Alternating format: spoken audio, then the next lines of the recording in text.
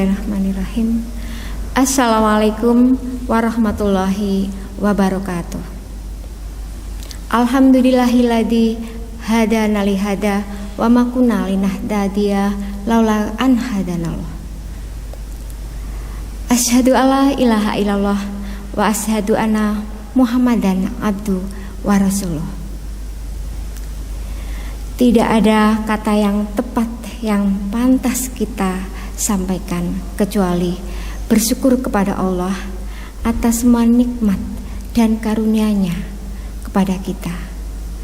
Sebagaimana sholawat dan salam semoga selalu tercurahkan kepada junjungan kita Nabi Muhammad Sallallahu Alaihi Wasallam beserta kerabat, sahabatnya, dan kepada kita semua yang selalu berusaha istiqomah dalam naungan sunnahnya. Amin. Kepada teman-teman yang selalu dirahmati oleh Allah, bagaimana kabar untuk hari ini? Puasa di hari ke-9 ini, semoga Allah berikan kesehatan, kelancaran, kekuatan, semangat, keistiqomahan, dan kesabaran. Baiklah, akan saya ambil tema tentang kesabaran. Sabar berasal dari 3 huruf hijaiyah, yaitu sod, ba, dan ro. Apa hakikat kesabaran itu?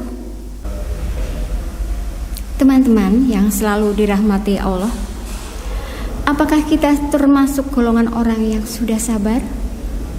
Sabar menghadapi ujian dari Allah, sabar menghadapi anak-anak kita, dan juga sabar menghadapi suami, istri, atau bahkan sabar dalam menghadapi siswa-siswa kita di sekolah. Allah berfirman dalam surat Al-Kahfi ayat 68, Bismillahirrahmanirrahim. Fakaifa tasbiru ala alam bihi hubron. Apalah artinya kesabaran kita kalau kita belum tahu tentang ilmu tentang kesabaran tersebut? Maka dalam hal ini, supaya kita itu menjadi orang yang bisa menerima kesabaran dengan baik, maka harus selalu belajar, harus selalu menuntut ilmu yang berhubungan dengan kesabaran itu. Teman-teman yang dirahmati Allah, kalau kita ingin sabar, maka tidak boleh jauh dari ilmu.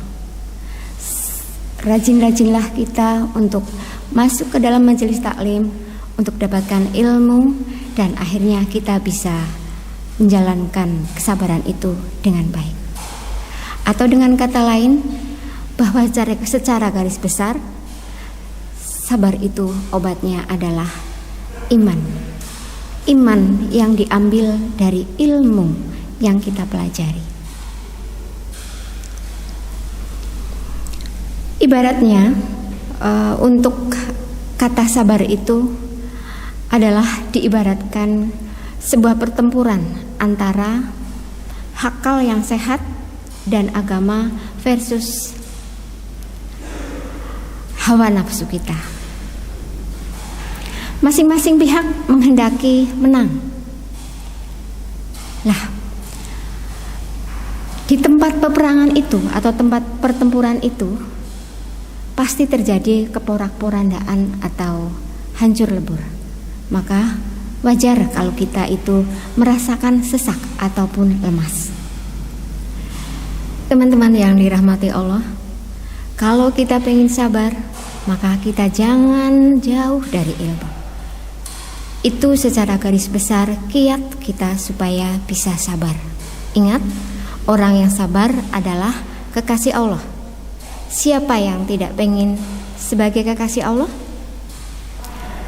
Kita lanjutkan rincian dari kiat berikutnya yang lebih detail. Itu terbagi menjadi 2. Kalau tadi adalah kiat secara garis besar, untuk berikutnya adalah kiat yang lebih rinci, bahwa untuk bisa menjadi orang yang sabar, adalah bagaimana kita harus bisa mengkat atau melemahkan dari hawa nafsu kita. Itu yang pertama. Yang kedua, untuk bisa sabar, kita harus bisa mensupport akal sehat kita, iman kita, sehingga nanti hawa nafsu itu bisa kalah. Insya Allah, kalau kita punya dasar iman yang kuat, kita bisa mengatasi itu. Sesuai dengan firman Allah dalam surat Al-Kahfi ayat 68 bahwa kesabaran itu ditandai dengan ilmu yang kita miliki.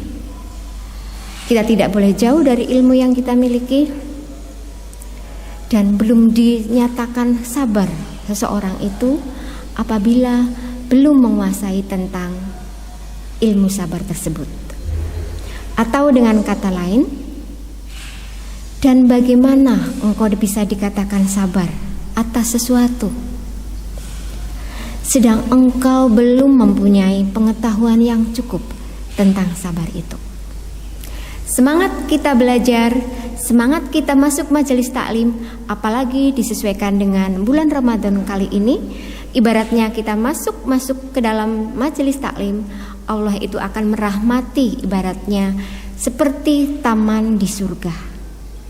Masya Allah. Demikian apa yang bisa saya sampaikan. Mohon maaf apabila banyak khilafan. Wabillahi taufiq wal hidayah. Fastabihul khairat. Assalamualaikum warahmatullahi wabarakatuh.